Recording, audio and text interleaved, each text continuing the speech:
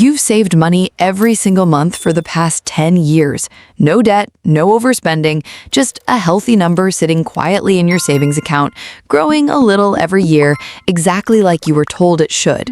So why, after a decade of doing everything right, does it feel like you're barely any closer to actually being wealthy? That question sits at the center of one of the most misunderstood ideas in personal finance. Saving money isn't wrong, it's just incomplete. And the gap between saving and actually building wealth is where most people quietly lose years, sometimes decades, without ever realizing it. So let's break down what's really happening to money that just sits there, why saving alone can't do the job it's often sold as doing, and what separates people who save from people who actually get rich.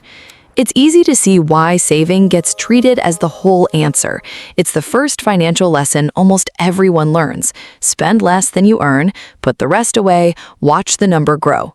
Parents pass it down as the golden rule, schools rarely teach what comes after it, and an entire industry of advice stops the lesson right at pay yourself first without ever finishing the sentence.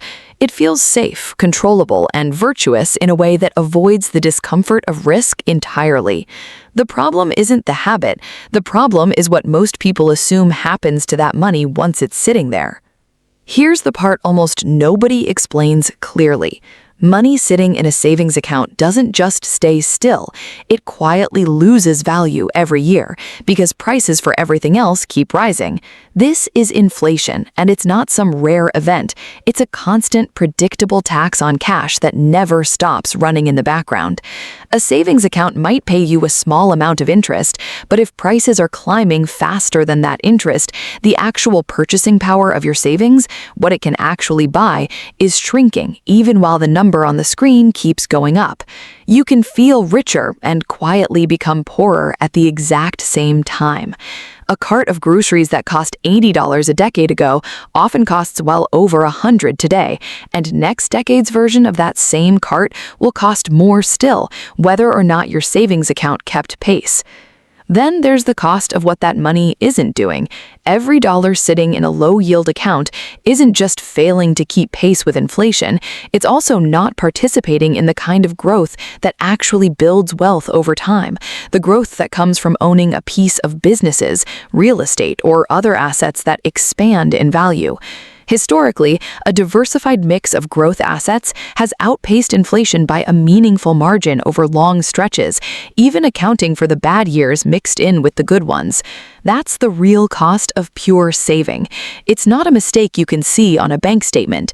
It's an invisible gap between what your money earned and what it could have earned, compounding silently for years. Which brings us to the single biggest reason the gap gets so large. Compounding doesn't care how careful you were. It cares how much time and what rate of return you gave it. A dollar earning close to nothing barely moves over a decade. That same dollar earning a historically reasonable return on invested assets can multiply many times over across that same stretch, because each year's gains start earning their own gains.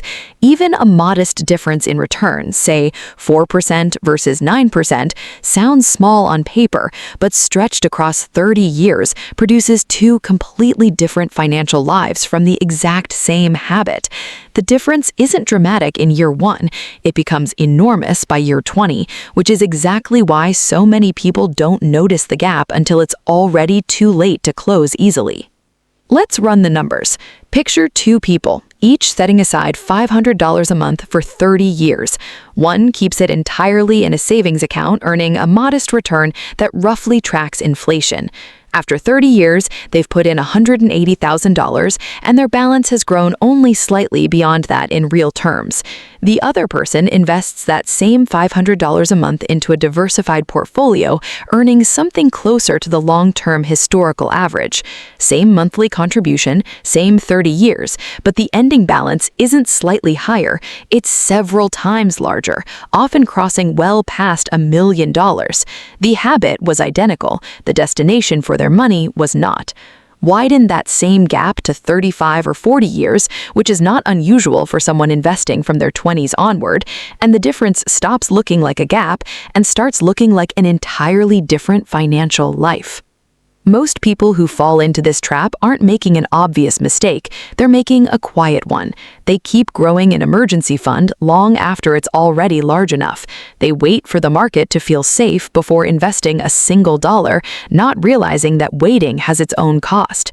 Some treat every market dip as proof that investing was a mistake, pulling money out at the worst possible moment instead of staying the course. Others chase dramatic, high-risk bets instead of steady, boring, long-term investing because saving alone started to feel too slow. And plenty simply never start, assuming investing requires more money or more expertise than it actually does. A few also keep their entire safety net and their long-term savings in the exact same account, unable to tell which dollars are actually working toward the future and which are just sitting there for emergencies. None of this means investing is risk-free, and it isn't. Markets fall, sometimes sharply and without warning, and money you'll need in the next year or two has no business sitting somewhere that could lose value right when you need it. Sequence matters too, since a downturn early in retirement can do far more damage than the same downturn decades earlier. Diversification, time horizon, and not needing the money on short notice are what actually manage that risk, not avoiding investing altogether. Saving and investing aren't rivals, they're tools built for different jobs. That's exactly why an emergency fund still matters, not as a wealth-building tool, but as the buffer that keeps a single bad month from forcing you to sell investments at the worst possible moment. Money for next year's rent or a bill you know is coming belongs in savings. Money you won't need for 5, 10, 20 years belongs somewhere that can actually grow. The people who actually build meaningful wealth rarely do it through saving alone, and they rarely gamble their way there either. They keep a reasonable safety net, then consistently direct the rest toward assets that grow, treating it as a routine habit rather than a decision they revisit every time the market gets nervous. They start early, since time matters more than the amount ever does, and they largely ignore the noise, letting compounding do the slow, unglamorous work in the background. Many also automate the process entirely, so the decision to invest only has to be made once instead of every single month. Does that mean everyone should rush to invest every spare dollar right away? Not quite. Someone with no emergency fund, high-interest debt, or genuine short-term needs is right to prioritize saving first. But once that foundation exists, treating a savings account as the finish line rather than the starting line is where the gap steadily builds up, year after year, largely unnoticed. So why doesn't saving alone make you rich? Because wealth isn't really built by protecting money. It's built by putting money to work somewhere where it can grow faster than the cost of everything else rises, and giving it enough time to compound.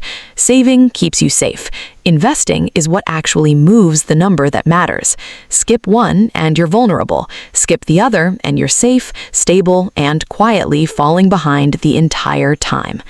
In the end, a savings account was never designed to make you rich. It was only ever designed to make sure you didn't lose what you already had.